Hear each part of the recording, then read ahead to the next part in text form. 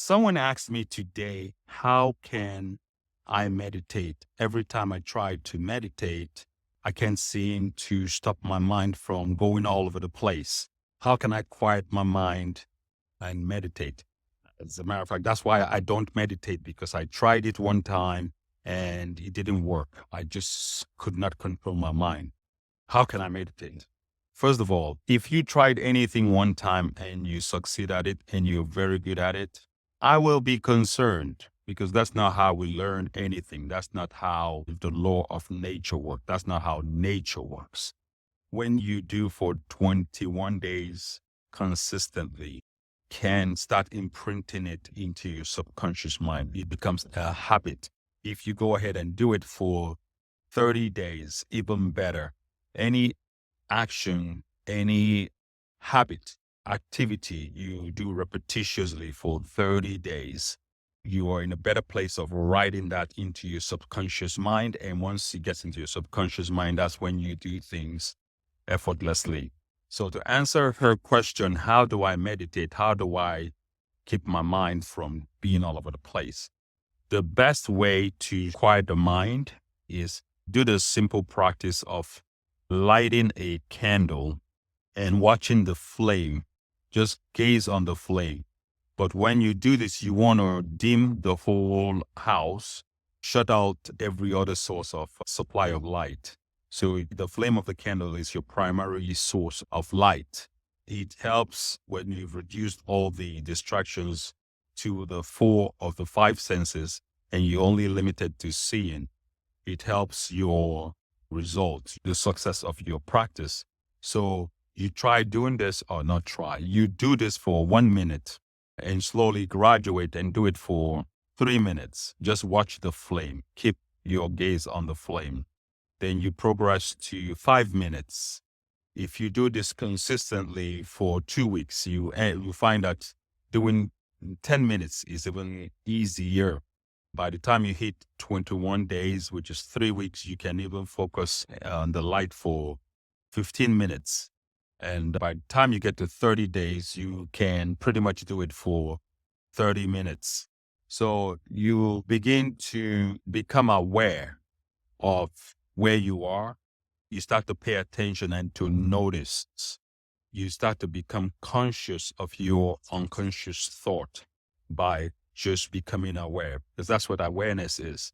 And as you become aware, you even graduate to self-awareness. Self-awareness is your ability to observe your thoughts and emotion without adding your own personal story to it, without adding your own personal story or your own judgment to that thought and emotion. Just observe your thoughts and emotion the way it is.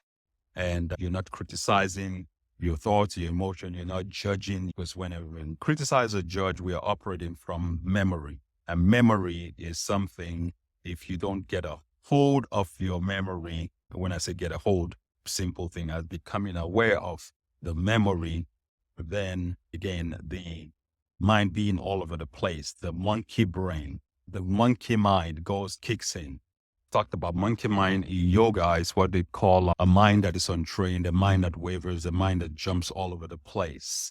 No ability to focus and do what it wants. So simple practice as watching the flame. Another good practice is taking 6 deep breaths and blow out 6 times. I learned this from John Ashraf. And since I heard it, he said it sounded so good. I started doing it. I started practicing it. It made a big difference in my life. Whenever you change environment or go from any activity to a different activity, let's say you were cleaning the house and all of a sudden you stop doing that and you want to change activity and go work out or go to the gym. When you change the environment, take 6 breaths, it resets your conscious mind and your subconscious mind also. So you reprogram your mind and you're present in what you want to do now. I started doing this when I heard about it from John Ashraf. I heard this technique, I started practicing it, and it was like magic. It's just taking 6 breaths. I do this when I'm at work and I'm leaving work and I get into my car.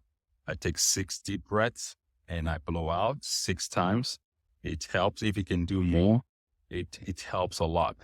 When I'm going to work and I get into the car, I do it before I start the car, or I start the car and I do it. It doesn't really matter what order, but as long as you do this practice, it helps to reset your awareness. And awareness is where everything happens. Everything happens in our life in the conscious moment of now. Nothing happens in our life any other time but now. Now, what you do with your now is what determines the outcome of your life, which is basically your result. You find that even at work, when you're having a rough or busy morning or busy afternoon or busy day, if you take a break, either just step out of the environment that is getting really worked up and you go to the restroom, go to the balcony, just take 6 breaths, deep breaths in and out, and you come back to that work.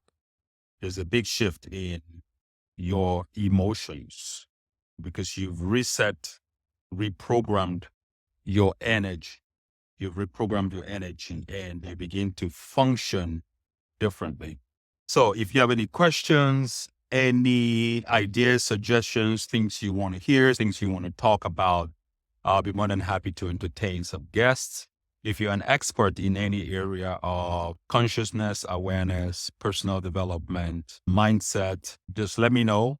I'll be more than happy to bring you on as a guest and we can have a talk. Anyway, my name is Ike Onuoha, and thank you for watching. Thank you for hanging out with me. I know you have other choices, things to do, places to be at, but you chose to hang out with me and listen to my thoughts or my expression, nuggets of truth, wisdom, ideology, the science of life.